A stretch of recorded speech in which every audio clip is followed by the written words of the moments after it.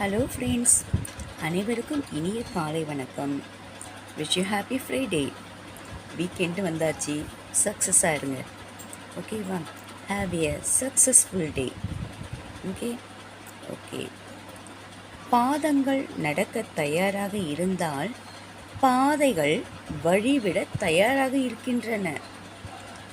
பாதங்கள் நடக்க தயாராக இருந்தால் பாதைகள் வழிவிட தயாராக இருக்கின்றன.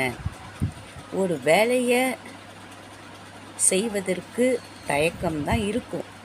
ஆனால் இறங்கி செய்துட்டிங்கன்னா வழிகள் தானாக கிடைக்கும், தானாக திறக்கப்படும்.